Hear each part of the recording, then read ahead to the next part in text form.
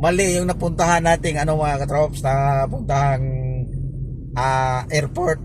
So di pala siya sa ano mga katrops, sa Terminal 3. Doon pala sa may Terminal 2. Kasi sabi ko sa kanya Terminal 3 daw. Tapos nung nandito na ako sa Terminal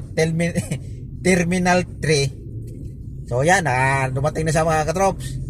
So ang problema ngayon, pag sabi ko, saan ka ba, anong number ng ano, kasi mayroon kasi yung B 1 2 3 4 5 6 7 8 9 ngayon, may mga number yan mga katrops. Nung sinabi siya na B16, nung nakita ko yung mga B hanggang B14 lang, kaya tinawagan ko siya ulit, tinanong ko. So hindi din niya pala alam kung anong terminal siya. Tinignan mo na yung ticket niya. Kaya ayon, sabi ko walang 16 dito, ang B dito hanggang 14 lang. Kaya ang nangyari, kaya ayon, so nandun siya sa terminal to, kaya pupuntahan natin. So sa bagay, malapit lang naman to, Skyway lang naman, siguro nasa ano lang, nasa 10 minutes o 8 minutes, mga ganun lang. Kaya lang medyo matagalan lang tayo dito sa ano, sa yung magbabayad. Kasi hindi ko alam kung bakit ang tagal. Ayan mga trops, papakita dito tayo ba, magbabayad tayo, okay, pupunta tayo ng Terminal 3. Ayan yung Terminal 3 mga katrops. Ayan, kung nakita nyo ba yan. Yan. Yan yung Terminal 2. Galing tayo dyan mga trop sa arrival. Tapos ang nangyari ngayon, doon pala siya nung lumapag na, nung tumawag sa B16 daw siya. Ayun, doon Terminal 2 pala yung bagsak niya. Doon pala yung lapag. Kaya yun ang nangyari mga katrop. So di talaga may iwasan ng mga ganung mga pangyayari mga trop, lalo na pag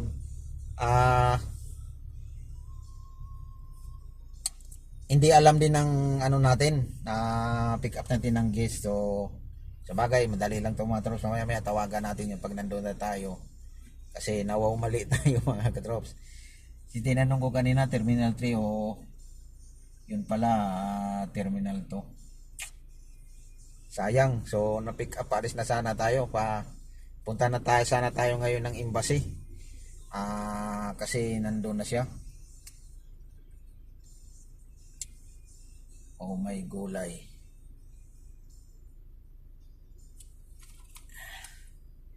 Ang tagal pa ng ano. Sus, ngayon pa dumating yung send niya ng photo.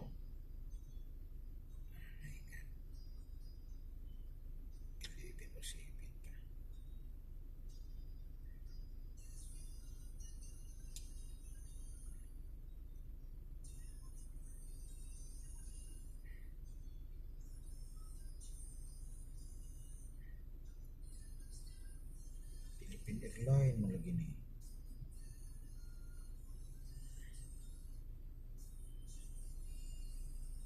Ngayon lang dumating.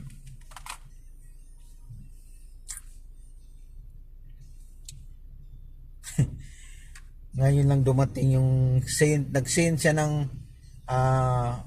photos mga troops, yung sa ticket. Ngayon lang dumating.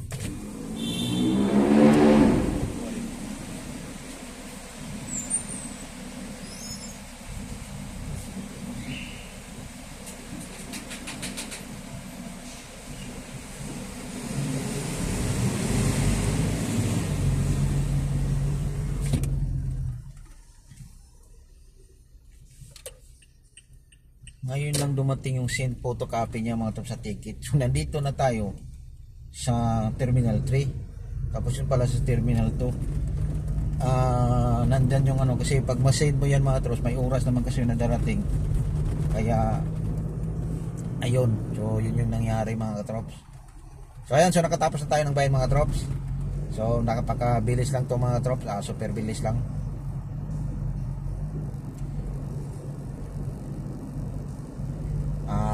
Wala namang traffic dito mga katrops, dahil Skyway naman to, at saka walang stoplight, tuloy-tuloy yung ano nito. Kaya lang mayroong ano dito mga katrops, may speed limit.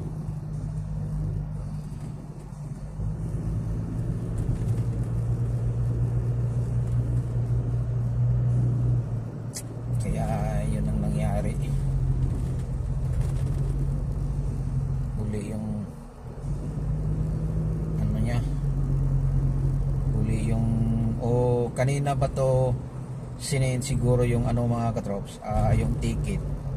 Tapos minsan kasi yung data lang yung gamit natin, hindi na sinagat, siguro mahina yung signal, lalo na pag mag-send ka ng photos mga katrops. Yun ang problema siguro minsan, di ko lang sigurado mga katrops. Ngayon lang dumating, may oras 11:09, tapos doon na tayo.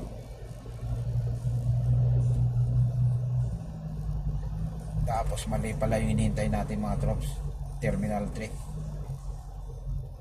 Kala Cebu Pacific.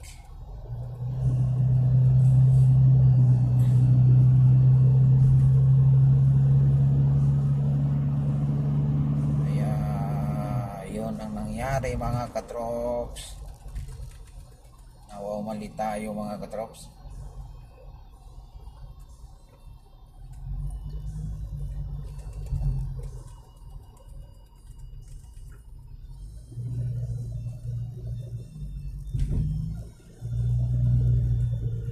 Tingnan natin mga trops pagka may manghuli.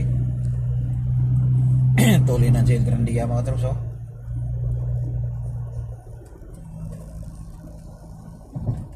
Ito mga trops, 60 lang ano dito mga trops, speed, limit speed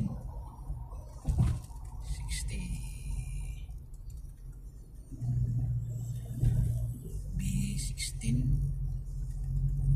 Terminal 2. Terminal 2. Yan mga trops, pababa na tayo ng Terminal 2 mga trops. Ay, buhay talaga mga trops. O, tayo lang dito, VIP guest natin mga trops. Yari sana tayo dito kung VIP pa ito nag-guest natin.